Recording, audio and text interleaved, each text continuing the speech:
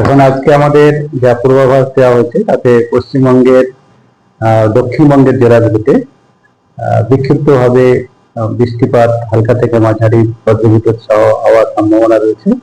এখন আমাদের ভারী বৃষ্টিপাতের সতর্কতা দক্ষিণবঙ্গের জন্য আগামী 4-5 দিন পর্যন্ত বা 4 দিন পর্যন্ত নেই। আর উত্তরবঙ্গে যেটা রয়েছে, উত্তরবঙ্গে আমাদের জেলাগুলোতে মূলত হালকা থেকে মাঝারি বৃষ্টিপাতই হওয়ার সম্ভাবনা থাকবে, প্রায় সব জায়গাতেই হওয়ার সম্ভাবনা রয়েছে। তবে এক দু জায়গায় ভারী বৃষ্টিপাত হতে পারে, তবে খুব বেশি পরিমাণে নয়, কেবল এক দু জায়গাতেই ভারী বৃষ্টিপাত হওয়ার সম্ভাবনা রয়েছে। যেমন আগামী 24 ঘন্টায় আমাদের জলপাইগুড়ি আর কালিম্পং জেলাতে এক দু জায়গায় হতে পারে। তারপরের দিন মানে আগামীকাল জলপাইগুড়ি, আলিপুরদুয়ার, দার্জিলিং এর মধ্যে, তারপরের দিন জলপাইগুড়ি, আলিপুরদুয়ার, কোচবিহার, এইভাবে উপরের 5টা জেলার মধ্যে এক দু জায়গায় করে ভারী বৃষ্টিপাত হতে পারে। তবে মূলত বেশিরভাগ ক্ষেত্রেই হালকা থেকে মাঝারি বৃষ্টিপাত হওয়ার সম্ভাবনা। এখন তেমন খুব বেশি বৃষ্টিপাত হওয়ার আমাদের পশ্চিমবঙ্গের জেলাগুলিতে আপাতত আর আগামী 3-4 দিন পর্যন্ত সম্ভাবনা নেই।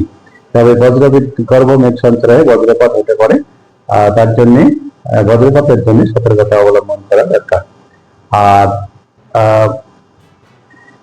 কলকাতা তার পার্শ্ববর্তী অঞ্চলের জন্য কলকাতাতে সাধারণত মেঘলা আকাশ, তবে মাঝে মধ্যে রৌদ্রোজ্জ্বল আবহাওয়া থাকবে। আর বিক্ষিপ্তভাবে কোথাও কোথাও হালকা বৃষ্টিপাত বজ্রগর্ভ মেঘ সঞ্চার হয়ে আগামী 24 ঘন্টায় হতে পারে। এই হচ্ছে এখনকার আমাদের পূর্বাভাস।